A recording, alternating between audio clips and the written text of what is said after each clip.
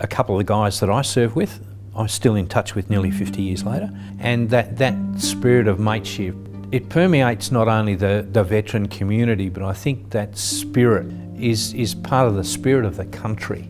The Aintree Walk of Honour is commemorating military sacrifice in the main, but also civil sacrifice that comes from families who have been left behind. Contextually, the Aintree site during the Second World War was a US military site, really important strategically in the Pacific arena, and it tied in really nicely with some work that we were doing with the RSL, and we understood the passion that they bring to their space. We wanted to complement that. To have some of the contact with the RSL that we've had and hear some of their stories, it's been a real eye-opening and humbling experience.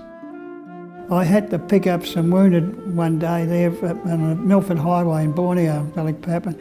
I got the Jeep out and I went up there to pick them up, and of course when I picked it up, my mate was dead. I looked up and I seen the Australian flag, and it really upset me. Our communities are always shaped by things that happen outside them. The community walks, like the Woodlea Walk, honour those who've served, not only those who've died, those who've served. Born in Sudan, and parents pretty much had enough. There's a lot of conflict and a lot of racism between the north and the southern people, and the environment wasn't safe anymore. Anytime war can break out. From there we went to Egypt.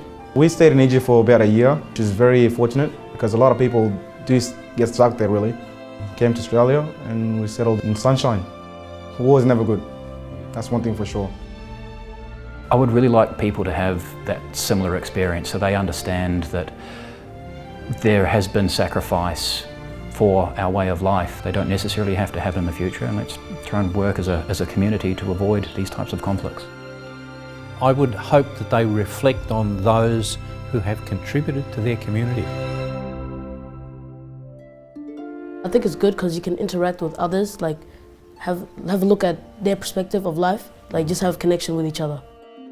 Honour to me is how the rest of the community reflects on those who serve the community. They're honouring themselves in a way because they all contribute. They all contribute. It means showing respect to people who have been or are there. Yeah, I think it's a very important thing because we can't forget what they've done, the sacrifices they made. You can't forget that. But they're doing it to protect everyone, for everyone to have a better life.